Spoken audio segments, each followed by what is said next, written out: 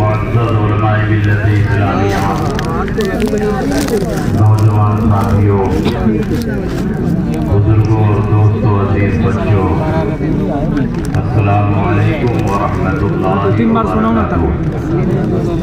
الحمدللہ رب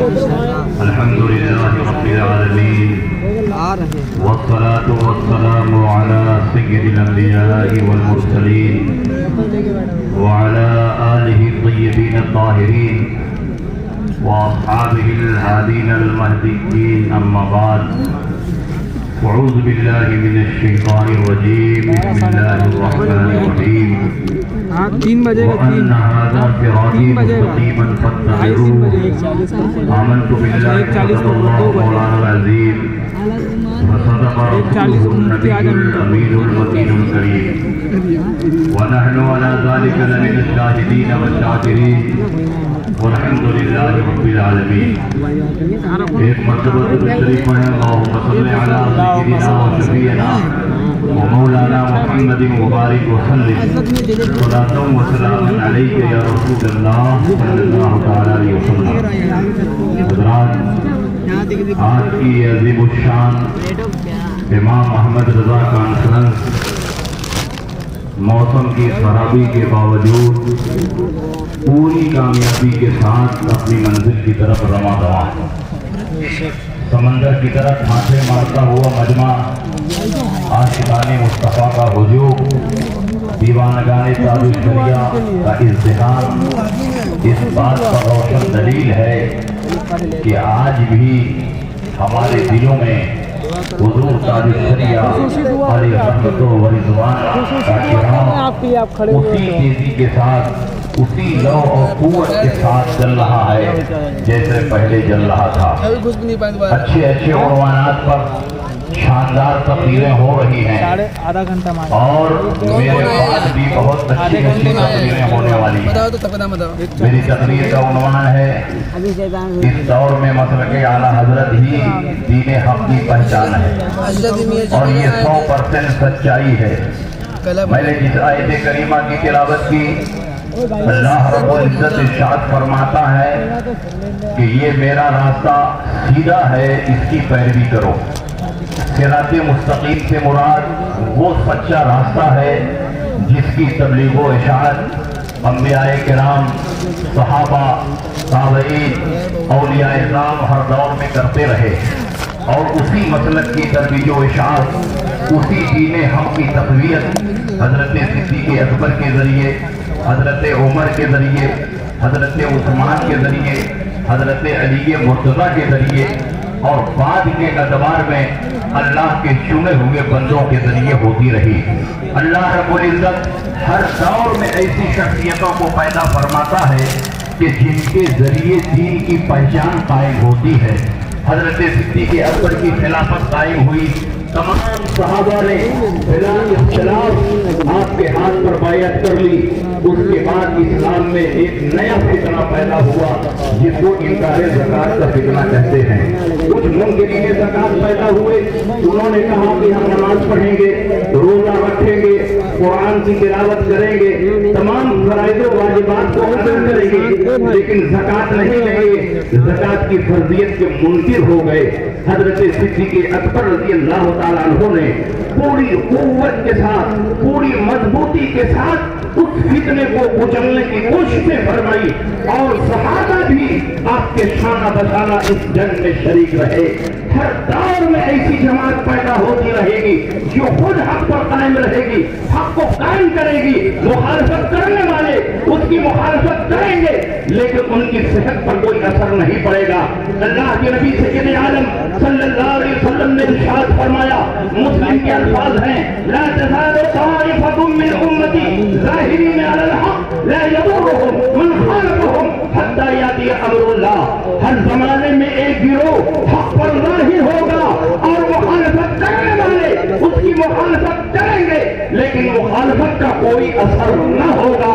حضرت صدیق اکبر کے زمانے میں جس جماعت نے انکار زکات کے فتنے کو کچلنے کی کوشش کی، اسی جماعت کے سرخیل کعبہ کا نام حضرت صدیق اکبر رضی اللہ تعالیٰ عنہ ہے۔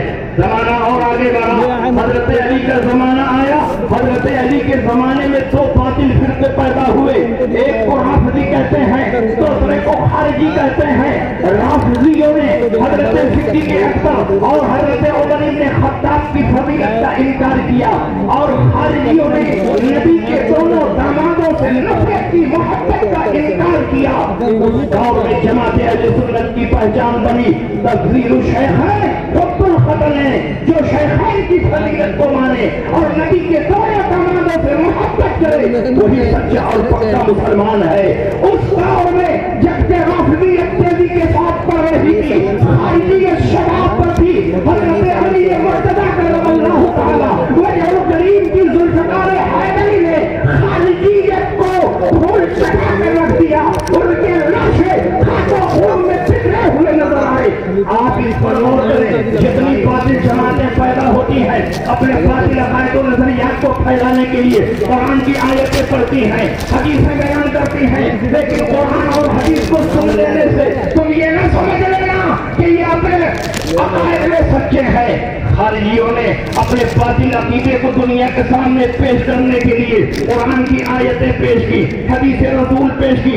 انکار زکات کا فتنہ پیدا کرنے والوں نے اپنے باطل عقائد و نظریات کو ثابت کرنے کے لیے قرآن کی آیتیں پیش کی، لیکن صدیق اکبر نے، علی مرتضیٰ نے ان کے استدلال کو غلط اور باطل ثابت کر دیا، اور دنیا کو یہ میسج دیا کہ جتنی باطل جماعتیں آئیں گی وہ قرآن اور حدیث کا نام لے کر آئیں گی، اس لیے تم ان سے دھوکہ نہ کھانا، بلکہ جو جماعت حق کا ہے اس کے عقائد اور نظریات پر چلتے رہنا، کیونکہ ہر دور میں پروردگار عالم ایک جماعت کو حق پر قائم کرے گا، حق پر ظاہر فرمائے گا۔ مخالفت کرنے والے اس کی مخالفت کریں گے، لیکن مخالفت کا کوئی اثر نہ ہوگا۔ یاد رکھیے، شخصیتوں سے محبت بھی دین کی پہچان بنتی ہے، شخصیتوں سے عداوت اور دشمنی بھی دلالت و گمراہی کا سبب بنتی ہے۔ نبی اکرم نے ارشاد فرمایا، آیت المومن حب الانصار و آیت المنافق بغض الانصار۔ انصار مدینہ سے محبت کرنا یہ مومن کی پہچان ہے، انصار مدینہ سے عداوت و دشمنی کرنا یہ گمراہ اور بددین اور منافق کی پہچان ہے۔ اور حضرت علی سے خطاب کرتے ہوئے رسول پاک نے ارشاد فرمایا، اے علی لا یحبک الا مومن ولا یبغضک الا منافق۔ تم سے محبت نہیں کرے گا مگر مومن، تم سے نفرت نہیں کرے گا مگر منافق۔ اس کا مطلب یہ ہوا انصار مدینہ سے محبت یہ دین کی پہچان ہے، انصار مدینہ سے عداوت و دشمنی یہ منافقت کی نشانی ہے۔ حضرت علی سے محبت دین کی پہچان ہے، حضرت علی کی بغاوت یہ دین سے دشمنی ہے۔ اسی طرح جب زمانہ اور آگے بڑھا اور معتزلہ فرقہ پیدا ہوا، انہوں نے بے شمار باطل عقائد و نظریات دنیا کے سامنے پیش کیے۔ انہیں عقائد و نظریات میں سے ایک نظریہ یہ بھی تھا کہ جیسے زمین مخلوق ہے، آسمان مخلوق ہے، چاند اور سورج مخلوق ہے، وادیوں کا سار مخلوق ہے، ٹھیک اسی طرح قرآن بھی مخلوق ہے۔ اس دور میں بڑے بڑے مشائخ موجود تھے، بڑے بڑے علماء تھے، لیکن معتزلہ سے ٹکرانے کی جرأت کسی کو نہیں ہوئی، کیونکہ معتزلہ کی پشت پر بادشاہ کا پنجہ تھا، اس لیے کوئی معتزلہ کے مقابلے میں نہیں آ سکا۔ لیکن پروردگار عالم نے اس فتنے کو کچلنے کے لیے امام احمد بن حنبل کو پیدا فرمایا۔ امام احمد بن حنبل نے دربار شاہی میں کھڑے ہو کر فرمایا، القرآن کلام اللہ غیر مخلوق، قرآن اللہ کا کلام ہے، مخلوق نہیں ہے۔ جو قرآن کو مخلوق مانتا ہے اس کا اسلام سے کوئی تعلق نہیں ہے۔ امام احمد بن حنبل کے ہاتھوں میں ہتھکڑیاں، پیروں میں جھڑیاں ڈال دی گئی، سلاخوں پیچھے ڈال دیا گیا، بار بار آپ پر قوت اور طاقت کا استعمال کیا گیا، آپ کو مجبور کیا گیا کہ آپ اپنے فتوے سے پیچھے ہٹ جائیں۔ آپ صرف سلام سے کہتے ہیں مجھ کو اپنے فتوے پر افسوس ہے، لیکن امام احمد بن حنبل جبل و استقامت کی اس مضبوط چٹان کا نام ہے کہ بادشاہ کی پوری طاقت لگ گئی، لیکن امام احمد بن حنبل نے فرمایا جب تک میرے جسم میں خون کا آخری قطرہ موجود ہے میں یہی فتویٰ دیتا رہوں گا کہ جو قرآن کو مخلوق مانتا ہے اس کا اسلام سے کوئی تعلق ہے. جب امام احمد بن حنبل کا انتقال ہوا تو بغداد میں جس عظیم میدان میں نماز جنازہ پڑھی گئی، ملا علی قاری نے ملتاط شرح مشکات میں لکھا ہے 25 لاکھ مسلمانوں نے نماز جنازہ میں شرکت کی. ان المتوکل اذا امر ان يمسح الموضع الذي قام الناس فيه للصلاة عليه فبلغ مقام 1000,000 جب متوکل کا زمانہ آیا تو اس پورے میدان کی پیمائش کرائی تو پتا چلا کہ اس میدان میں نماز جنازہ کے وقت 25 لاکھ مسلمانوں نے شرکت کی تھی. وہ اسلم یوم وفاتہ 20,000 من الکفار، اور 20,000 کافروں نے اسلام کا کلمہ پڑھ لیا، اسلام کے دامن سے وابستہ ہو گئے. ان سے پوچھا گیا اب تک تم کافر تھے، آج اچانک کیا بات پیدا ہوئی کہ تم مسلمان ہو گئے؟ انہوں نے کہا جس آدمی کی نماز جنازہ میں 25 لاکھ مسلمان شرکت کریں وہ جھوٹا نہیں ہو سکتا. جب وہ جھوٹا نہیں ہو سکتا ہے تو جس دین کا پرچار کر رہا ہے وہ دین بھی جھوٹا نہیں ہو سکتا. جس نبی کا کلمہ پڑھ رہا ہے وہ نبی بھی جھوٹا نہیں ہو سکتا. جس قرآن کی تلاوت کر رہا ہے وہ قرآن بھی جھوٹا نہیں ہو سکتا. امام احمد بن حنبل کی سچائی سے دین مصطفیٰ کی سچائی کا ہم نے اندازہ لگایا. اس کا مطلب یہ ہوا کہ بعض شخصیتیں ایسی ہوتی ہیں کہ ان کی سچائی سے دین کی سچائی سمجھ میں آتی ہے، ان کی استقامت سے دین کا جھرا نظر آتا ہے، ان کی مضبوطی سے دین کی مضبوطی نظر آتی ہے. زمانہ اور آگے بڑھا. جب اکبر بادشاہ کا زمانہ آیا، مغلیہ سلطنت کا ہی فل پاور اور سپر پاور بادشاہ تھا، لیکن یہ ان پڑھ اور جاہل تھا. اس کی جاہل کھوپڑی میں کسی نے یہ بات ڈال دی کہ ہر 1000 سال کے بعد ایک نئے دین کی ضرورت پڑتی ہے، ایک نئے مذہب کی ضرورت پڑتی ہے. اب اسلام کو 1000 سال بیت چکے ہیں، اس لیے ایک نئے دین کی ضرورت ہے. اس نے بہت سارے مذاہب کا مطالعہ کروایا اور بہت سی باتوں کو جمع کر کے ماجور مرکب تیار کیا اور اس باطل دین کو دین الہی کے نام سے پھیلانے کی کوشش کی. طاقت کے زور پر ہندوستانیوں کو مجبور کیا کہ دین الہی کو تسلیم کیا جائے. جو دین الہی کو نہیں قبول کرے گا اسے سلاخوں کے پیچھے ڈال دیا جائے گا. بڑے بڑے علماء تھے، بڑے بڑے مشائخ تھے، لیکن اکبر سے ٹکرانے کی کسی کو جرأت نہیں ہوئی. اللہ نے اکبر کے باطل عقائد اور نظریات کی دھجیاں اڑانے کے لیے مجدد الفسانی کو پیدا فرمایا. مجدد الفسانی نے اکبر کے دربار میں کھڑے ہو کر اس کے باطل عقائد اور نظریات کی دھجیاں اڑا دی، اس کے باطل عقائد اور نظریات کی تابوت میں آخری کیل ٹھونک دی. اس دور میں جماعت حق کی پہچان مجدد الفسانی سے ہوئی. اس دور میں جماعت اہل سنت کی پہچان مجدد الفسانی سے ہوئی. زمانہ اور آگے بڑھا. مجدد اعظم اعلیٰ حضرت کا زمانہ آیا. آپ کے زمانے میں ایک تو نہیں بے شمار باطل فتنے تھے. رافضیت کا فتنہ، نیچریت کا فتنہ، قادیانیت کا فتنہ، شمالیات کا فتنہ، غیر مقلدیت کا فتنہ، مودودیت کا فتنہ، اسماعیلیت کا فتنہ، الیاسیت کا فتنہ، ندویت کا فتنہ. ان تمام باطل فرقوں کے مقابلے میں امام احمد رضا اپنے سکندری بن کر کھڑے ہو گئے اور طرح طرح ان تمام باطل فرقوں کا مقابلہ کیا. اس دور میں جماعت اہل سنت، جماعت حق کی پہچان اعلیٰ حضرت امام احمد رضا سے قائم ہوئی. اس دور میں مسلک اعلیٰ حضرت کے ذریعے مسلک اہل سنت کی پہچان ہوئے. ہر دور میں پہچان بدلتی ہے. پہچان کے بدلنے سے شے کی حقیقت نہیں بدلتی.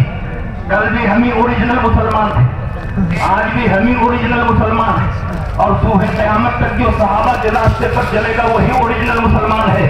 لیکن کل ہماری پہچان مسلک صدیقی سے ہو رہی تھی، مسلک علی سے ہو رہی تھی، مسلک امام احمد بن حنبل سے ہو رہی تھی، مسلک مجدد الفسانی سے ہو رہی تھی، اور آج کے دور میں دین حق کی پہچان مسلک اعلیٰ حضرت سے ہو رہی ہے. اس لیے مسلک اعلیٰ حضرت کوئی نیا مسلک نہیں، کوئی پانچواں مسلک نہیں. دین مصطفیٰ کی پہچان کا نام مسلک اعلیٰ حضرت ہے. اہل سنت کے نشان کا نام مسلک اعلیٰ حضرت. اس لیے میرے دوست مسلک اعلیٰ حضرت اور سے اعلیٰ حضرت بستی بستی قریہ قریہ. اس لیے میرے دوستوں مسلک اعلیٰ حضرت پر مضبوطی سے قائم رکھو اور اس شبہے میں نہ پڑو کہ مسلک اعلیٰ حضرت کوئی نیا مسلک ہے. مسلک اعلیٰ حضرت کوئی نیا فرقہ ہے، مسلک اعلیٰ حضرت کوئی پانچواں مسلک ہے. یہ پرچار تو وہ لوگ کہہ رہے ہیں جن کے دلوں میں مسلک اعلیٰ حضرت کی محبت نہیں ہے. مسلک اعلیٰ حضرت کے حوصلے سے اعلیٰ حضرت کا پرچم پوری دنیا میں لہرا رہا ہے.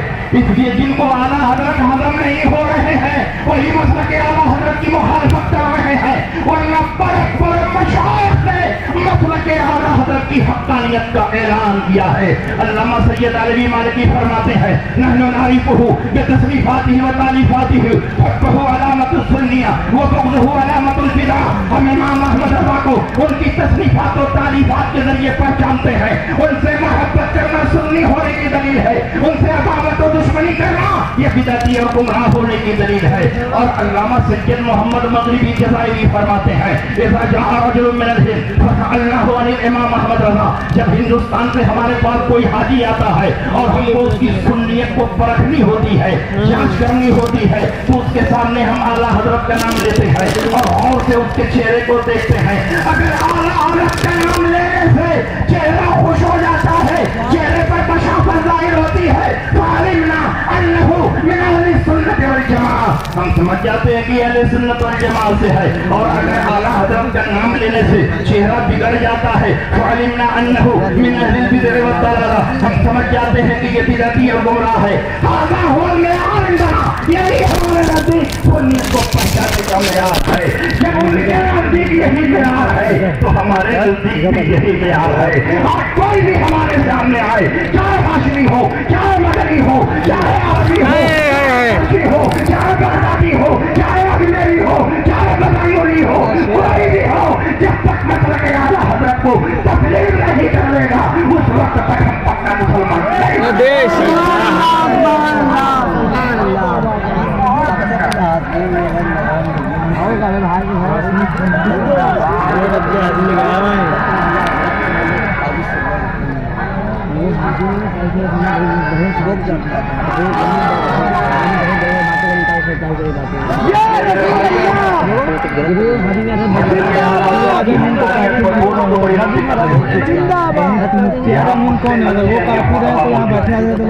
مولانا مفتی شہزاد صاحب پورے ہندوستان کو جھجھوڑ رہے ہیں. مفتی گلزار صاحب ایسی شارٹ اور ہوئی اناؤنسری کرتے ہیں کہ پورے ہندوستان میں لوگوں کو میں کہتا ہوں اناؤنسر اگر کوئی ہے تو وہ مفتی گلزار. اگر اناؤنسری کرانا تو ان کو بولا نہیں تو کسی طالب علم کو کھڑا کر دو اور بات کرنے میں کوئی فائدہ نہیں. تو مسلک اعلیٰ حضرت کی ایک محسوس مثال بھی آپ کے سامنے پیش کرتے ہیں. مسلک اعلیٰ حضرت اس دور میں کتنا فائدہ ہو رہا ہے اس کو بھی آپ سن لیں. آپ کے سامنے اگر کوئی اجنبی آدمی آ جائے، چہرے مہرے سے وہ مسلمان لگے، آپ کے دل میں دغدغہ رہے گا کہ فلانی شیعہ ہے کہ سنی ہے. اگر آپ اس سے پوچھیں کہ کس مسئلے سے تعلق رکھتے ہو، وہ کہہ دے کہ میں سنی ہوں، تو آپ اتنا تو مطمئن ہوئے کہ وہ شیعہ نہیں ہے، لیکن پھر بھی دغدغہ کافی ہے کیونکہ سنیت کا لیبل اور ٹائٹل لگا کر بہت ساری جماعتیں گھوم رہی ہیں. آپ کے دل میں یہ وسوسہ پیدا ہوگا کہ پتہ نہیں کون سنی ہے. وہ سنی ہے جو میراث کا انکار کرتے ہیں، علم غیب کا انکار کرتے ہیں، توسل کا انکار کرتے ہیں، عقیدہ ختم نبوت کا انکار کرتے ہیں، شفاعت کا انکار کرتے ہیں، میراث، سلام، قیام، فاتحہ کا انکار کرتے ہیں. یہ وہ سنی ہے جو ان چیزوں پر تسلیم کرتے ہیں. تو آپ اس کی تحقیق کے لیے پوچھیں گے کہ صاحب آپ کون سے سنی ہیں، آپ دیوبندی ہیں کہ بریلی ہیں، تو وہ کہہ دے کہ میں بریلوی سنی ہوں، میں مسلک اعلیٰ حضرت والا ہوں، میں اعلیٰ حضرت کو ماننے والا ہوں. تو آپ کے دل سے تمام کو بھی مانے گا،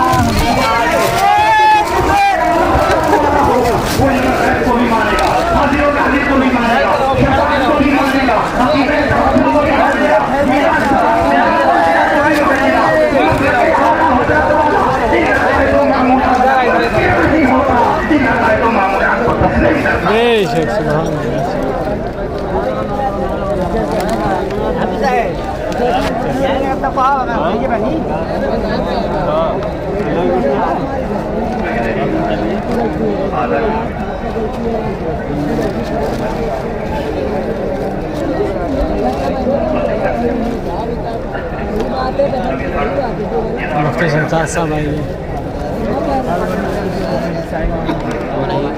تکبیر رسالت فیضان غوث اعظم مسلک اعلیٰ حضرت زندہ باد عرص اعلیٰ حضرت زندہ باد محبت عشق و محبت اعلیٰ حضرت اعلیٰ بستی قریہ قریہ تاج الشریعہ تاج الشریعہ حضور محدث کبیر زندہ باد اللہ